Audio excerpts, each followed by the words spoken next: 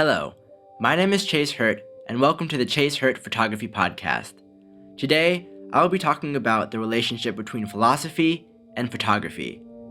In this episode, you will learn more about my practice of photography, and we will explore the bigger questions behind the visual arts discipline together. You and I will observe an unusual game of I Spy and the pointless division. So now it's story time. Ever since I got into photography a couple years ago, I have noticed an internal change. I started to see the world more analytically, and I began to channel my instinctual reactions to my environment within the limits of how the camera sees.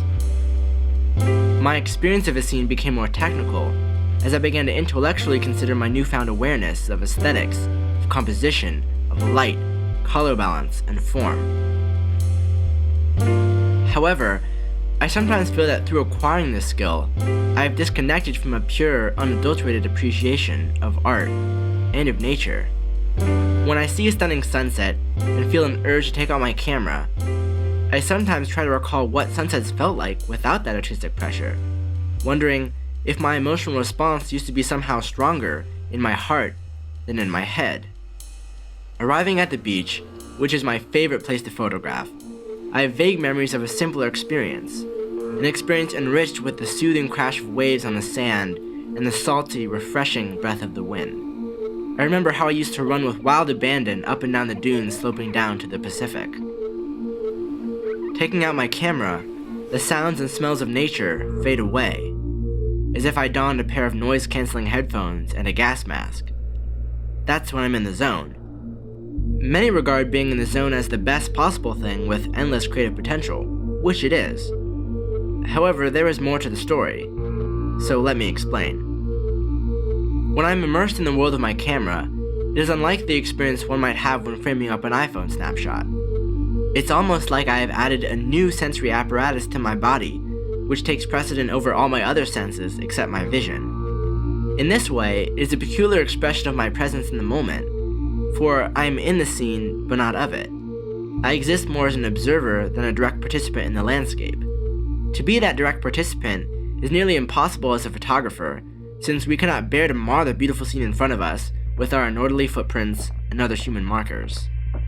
This whole process makes me wonder just how strong my connection to the landscape really is. Perhaps I am not representing it as it objectively exists, for I cannot fully experience all of its sensory inputs. But instead, I shape what I see into my particular experience zeroed in on one tiny part of the whole of nature around me. As much as I truly enjoy the practice of photography and wouldn't want to be doing anything else, that doubt still persists. So, I turned to the formal art world hoping to find an answer. What I found was a multitude of justifications for versions of my experience aimed at distancing the artist from their instincts.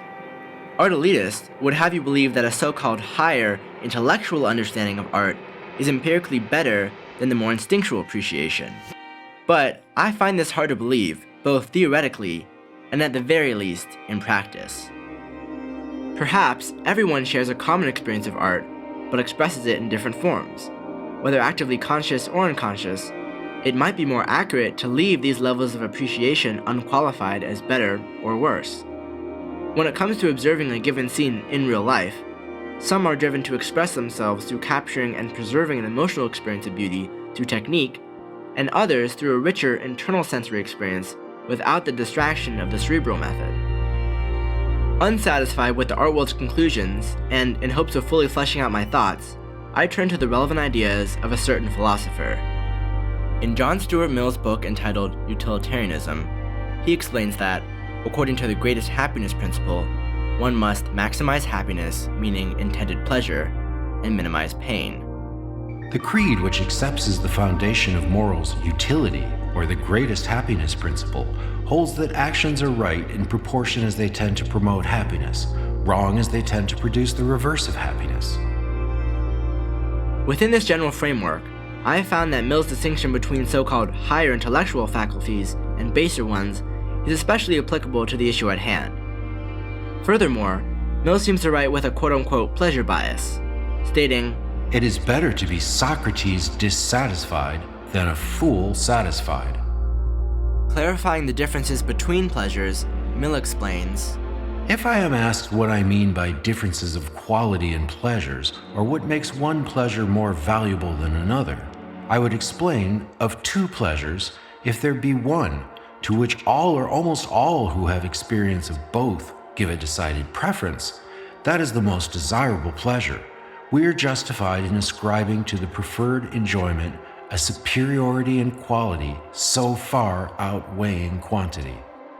This implies that higher pleasures have an inherently more desirable quality, where, once one develops a taste for them, they become the only acceptable experience for all situations and outweigh any quantity of lower pleasures. Mill even goes as far as to say that it is an unquestionable fact that those who are equally acquainted with and equally capable of appreciating and enjoying both do give a most marked preference to the manner of existence which employs their higher faculties, as no instructed person would in ignoramus, and can never really wish to sink into what he feels to be a lower grade of existence. My working hypothesis is that this distinction seems to hold for the self-identified art elitist, who believes that their intellectually richer interpretive abilities always produce more pleasure of a higher quality. In other words, the feelings and judgment of the experienced declare their pleasures derived from the higher faculties to be preferable in kind. However, it seems to break down when differentiating between the discrete stages people actually go through when experiencing a piece of art. These stages are, firstly, the initial gut reaction, and secondly, the subsequent attempt at analyzing the artwork. This secondary stage usually seeks to determine and make concrete the causes of the initial emotional response.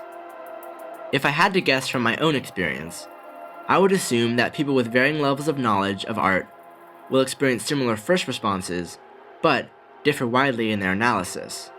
So, while Mill's distinction would apparently become irrelevant in the first stage, if there were no difference in initial reactions as I would guess, it might hold for the secondary stage where their analysis could vary.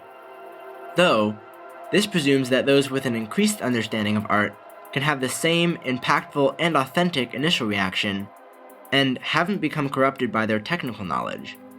By corruption, I mean that perhaps the artist, or even art aficionados, intellectual understanding tampers with their enjoyment of an instinctually emotional first reaction. Maybe these types of people are habituated to skip right past the first reaction and delve into abstract mental analysis as if to avoid wasting time. Mill words this idea of corruption in the following way, asserting, "It is indisputable that the being whose capacities of enjoyment are low has the greatest chance of having them fully satisfied, and a highly endowed being will always feel any happiness which he can look for, as the world is constituted is imperfect." In other words, Mill could be wrong that higher intellectual pleasures lead to more happiness of a more refined quality than lower instinctual pleasures for a given quantity. His concern is that when people lose their high aspirations as they lose their intellectual tastes, they addict themselves to inferior pleasures because they are either the only ones to which they have access or the only ones which they are any longer capable of enjoying. Contrary to his position, those who experience more impactful initial responses, unburdened by art theory, could be experiencing more enjoyment. Who are we to even qualify this enjoyment as of a higher form when it could just as well be the same for all types of art viewers? At the very least, I don't believe that my personal interpretation of an artwork from a technical standpoint leads to some measurable increase in pleasure over the reaction of an untrained eye. While my training could lead to more enjoyment while in the process of creating art, as for me, the practice of discovering how to represent a scene according to my artistic vision is inherently creatively satisfying, it may not have as much of an impact as some may think when appreciating the finished product. It seems that I am usually on the same level of enjoyment with my audience when looking at one of my photographs, although sometimes I will admit that I tend to be biased or blinded to aspects of my work by my pride in the process. So, how will I test this hypothesis? Since I only have my own point of view to go off of, I thought it would be illuminating, both for me and for you, to hear from a few other people with different levels of experience. Looking at the same photograph, we will first describe our initial reactions, and then delve into the most detailed analysis we can possibly give. Then before I reveal who said what, although my voice might give myself away, you can guess what type of person gave each comment. From this, we will hopefully find out just how similar, or different, people's experiences of art really are, and we may be in for a shocker. For this markedly unscientific experiment, we are going to be using one of my photographs I took in my hometown of Malibu, California. This photograph is a seascape depicting a tide pool and the setting sun. For the interview section of this podcast, these are the questions I'll be asking my participants. First, I'll ask for some information about them. What's your name? How would you qualify your level of experience with art and photography? Then, I'll instruct them to reply however you interpret my questions and at whatever length you feel appropriately expresses your ideas. Question 1. What are your first impressions when you see this photograph? Question 2. Give me the most detailed analysis possible of this photograph. What is it about the photograph that made you react in a certain way initially? And this is what they had to say. My name is Ian. The first thing I see is sort of the swirling eddies of this pool. I think it's pretty startling how this looks. It doesn't really look like what I would imagine this to actually look like in real life. So there's some kind of effect going on, some kind of, extended period of capturing things. Now I'm noticing the sun over the horizon, which is pretty amazing. There's some color gradient coming from the horizon up to the blue.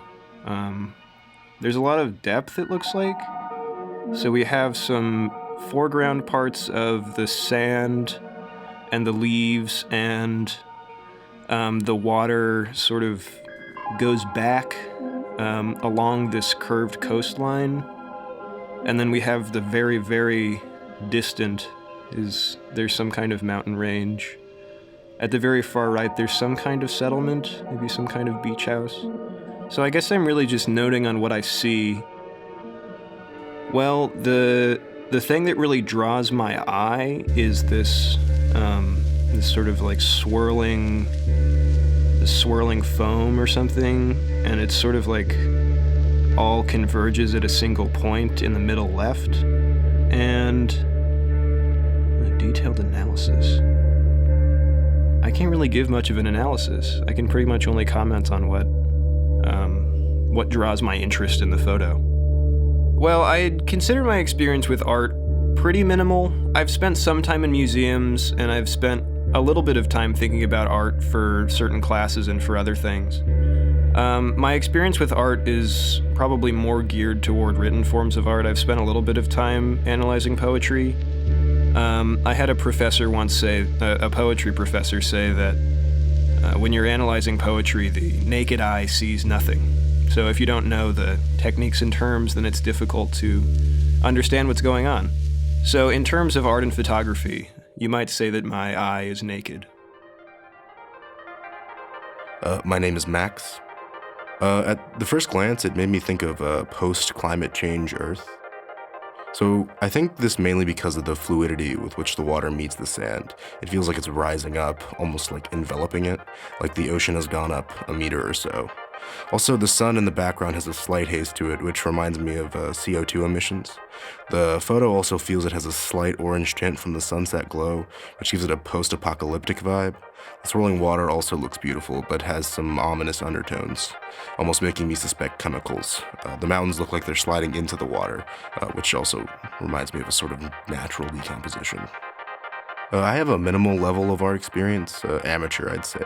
I'd say I have intermediate experience with photography, haven't taken a class, and been interested in automobile photography for some years. Okay, so here goes. When I look at this photograph, first impressions, I see a wonderful swirl in the center, almost reminding me of some sort of tycoon, like a hurricane. And in this tide pool, I see the golden sun, and I see the teal water, and they're just kind of mixing, but they're separate, almost like they've been centrifuged, like it looks like a centrifuge or something. And I'm mesmerized by the sun, which is just a bright spot in the sky but seems to radiate outward, filling the scene with light. And I love the swirls and the textures in the water that just remind me of this eternal movement, like this has been happening for a long time and you're just standing there watching it. That's my first impressions. So if I had to give a more detailed analysis, well, I'd probably say that the swirl in the center is the focal point. It's the second most brightest part of the image apart from the sun, so that automatically makes your eye go towards it, hop from the sun to that center swirl, right where your eye wants to go. Also, the sand and the seaweed in the bottom right corner seem to lead your eye into the center of the swirl, and even the flecks of foam that are in that tide pool seem to be moving around towards that swirl. So everything in the image is leading you towards the swirl. I see that the sand is curving around this tide pool, and that's isolating this tide pool as like a primary foreground. I see that there's two colors that work together. There's the orange-yellow sun and the blue-teal water, and those colors tend to work well together. That's about it. I mean, it's really all about that swirl. It's about the long exposure technique where you're dragging the shutter out for a long period of time, because the scene doesn't actually look like this. It doesn't actually swirl in real life, but the swirl was more gradual. And so I see that the long exposure technique made that swirl more apparent and just blurred everything together to focus on the movement. Not the stationary structures of the sea foam, but the movement of the sea foam. And to me, that's really special. My name's Bonnie.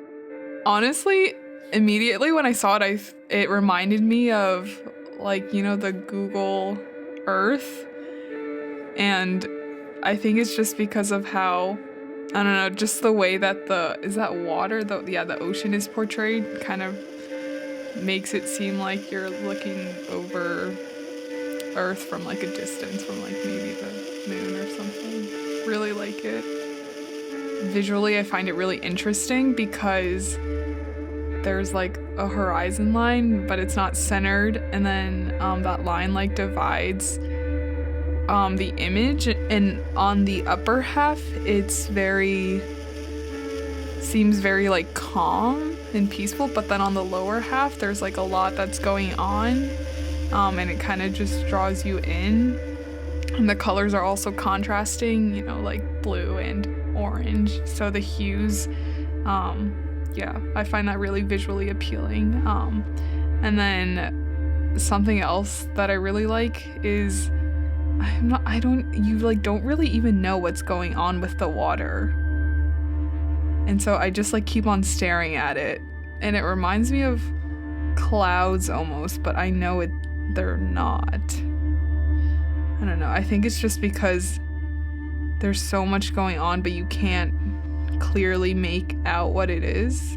I'm zooming in on the piece right now because there's just so much to see. Yeah, it's almost like you're caught up in the middle of something, as a viewer. But also, in the photo, it looks like there's a lot going on. There's a lot of movement going on. I just keep on looking at it, zooming in, because I can't tell what it is. Actually, this is so relevant. I'm writing a paper in challenges right now, and I'm talking about art and A quick note here before Bonnie goes on. She started excitingly telling me about an essay she was writing for class. In this paper, she mentions how Picasso and a local artist startling the consciousness, and it just so relevant to this piece, because the fact that when viewers look at artwork, they want to feel gratified. They need that sense of validation that what they're looking at matches the perception that they have in their head when they're going to view a piece. And I looking at this piece, I just can't really figure out all the little details, and I think that's why it's really interesting. I would say with art, I'm relatively more experienced than with photography, just because I've been painting for a really long time. I've never taken any formal classes, but mostly just self-taught, and I like putting my work out there. But with photography, experience, but also a lot more to learn, definitely. If you want to see the image we discussed yourself, go to www.imaginaire-media.com/podcast. That's www.imaginaire-media.com/podcast. Imaginaire media.com/podcast. At this point, I asked Bonnie if she wanted to know what she was looking at, and she said, Yeah, do tell. Okay. So, what you're looking at right now, this is a photograph of a tide pool. And so the bottom part of the image is actually a tide pool. And the sea foam on that day was swirling with the tide. The tide was incoming, and so it was making this tide pool ever increasingly bigger, almost with every minute. I was having to step back. And this is about a 30-second long exposure. How did you take it, like, the distance? What do you mean? Like, are you on a cliff or something? Or like... No, I'm actually on the sand level. Are you serious? I'm probably about 5 feet above the sand on a tripod, pointing with a wide-angle lens pointing down. And then whenever you have a wide-angle lens pointing down, you're automatically emphasizing the depth, so it makes the foreground look proportionally bigger than the mountains in the distance and everything else. It looks like you're from for a second I almost thought you were like from a plane or something. I was like, how did he take that photo? I could see that, yeah. And these little swirly bits here and the things that make up the central swirl are sea foam. So these are pieces of white foam. Could have told what it was. And the tide was coming in with such a force and happened to be coming in at a somewhat circular motion. And so it made all these pieces of sea foam blur together. I believe this is around 30 seconds of exposure. And so with the camera taking an exposure over such a long period of time, you don't see the individual pieces of foam as they structurally are, but you see their movement translated by this effect. And this is a bit of a peninsula, but in reality, this piece of sand in the middle between the tide pool and the sun is miles long. But you just can't tell because of the perspective. And this tide pool, it was quite large. It's probably 20 feet across or something, 15 feet across. But it looks a lot bigger because of the effect. That's crazy. Yeah, and the sun was also right above the horizon, as you can see, so it made the kind of dramatic shadows, which also throws off your sense of texture and balance, and gives that kind of surreal effect, I think. Yeah. So that's what's going on. Could not have guessed. Yeah, it's kind of interesting. So now that you've just heard the interviews, you are probably wondering about their significance in relation both to the art world and to the bigger moral project from an ethics standpoint. But before we get to that, I want to explain exactly how individual experiences of art, observed through the framework of Mill's ideas, are relevant to the moral project.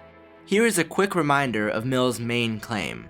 According to the greatest happiness principle, the ultimate end is an existence as rich as possible in enjoyments, both in point of quantity and quality. The test of quality and the rule of measuring it against quantity being the preference felt by those who, in their opportunities of experience, are best furnished with the means of comparison. For Mill, anything which brings pleasure is tied in with the moral project. And furthermore, if the cultivation of a particular vessel of pleasure leads to an assumed higher quality of pleasure, it is especially morally significant. Since experiencing art brings pleasure, he would assume that the cultivation of an intellectual knowledge of art theory and the technicalities of photography would play a key role in augmenting one's personal moral development. However, do the interviews I have just conducted support Mill's conclusion? I don't think so, and let me tell you why. Taking a rather cynical approach, Mill states that it may be questioned whether anyone who has remained equally susceptible to both classes of pleasures ever knowingly and calmly preferred the lower, though many, in all ages, have broken down in an ineffectual attempt to combine both. Rather, both my testimony and Bonnie's can be considered as proof that those with so-called higher understandings prefer the more instinctual emotional understanding, at least for first impressions. In fact, we commented on many of the same visually stimulating aspects of the photograph as Ian did in his first impressions. Though, for our analysis, Bonnie and I both noted compositional elements photographic techniques, and color theory. Ian, on the other hand, told me that he could not go beyond his first impressions into analysis. Although Ian's hunch that his analysis would not be as technically complex as ours ended up being correct. So in terms of art and photography, you might say that my eye is naked. This didn't seem to limit his understanding of what he saw in a fundamental way. His naked eye allowed him to see pretty much the same things that Bonnie and I's trained eye saw. Things like the extended period of capture, which we call long exposure, the color gradient, which we would call complementary colors such as blue and orange, and the curved coastline and depth, which we would call leading lines. Sure, Bonnie and I were able to pick apart the technical decisions, but all of us reacted to the same scene in a unique and feelings-based way. Ultimately, our trained eyes merely allowed us to express what drew us to the photograph on an emotional, visual level in different, perhaps more precise terms. We were not actually understanding or communicating anything dissimilar, or so-called higher, than that perceived by the naked eye. At least in this case, it seemed to be a matter of articulation rather than raw perception. Bonnie and I are just accustomed to expressing what we see through particular jargon, whereas Ian is accustomed to relying on his gut reaction. However, from my interview with Max, who is a fellow photographer, it is clear that prior knowledge of the theory and techniques of photography did not constrain his creative, highly imaginative interpretation of the photograph. Instead, although he skipped right past quote-unquote standard first impressions, this did not in any way limit his enjoyment of art, as he took up the entire analysis section to describe his otherworldly fantasy inspired by my photograph. The photo also feels it has a slight orange tint from the sunset glow, which gives it a post-apocalyptic vibe. Judging from Max's case, it seems that both classes of pleasures can coexist. They appear to flow within each other, without a clear boundary, across many different individual experiences and inherent natures. Extrapolating from the responses of all of the participants, it is clear that everyone can appreciate art with fundamentally equal enjoyment no matter their background. While people do experience art through different lenses, pardon the pun, it is impossible to qualify one as producing more pleasure than another. Thank you for listening, and I hope you got something out of today's episode. I want to give special thanks to Ian Swain for his insights and interview, Jack Schoen for reading Max Francis's interview segment, Bonnie Chin for her interview, Professor Riley for reading The Voice of Mill, Myles Ortiz Green for the amazing music, and Professor Patel for her insightful class on Mill's ideas. If you want to see the image we discussed yourself, go to www.imaginaire-media.com/podcast. That's www.imaginaire-media.com/podcast.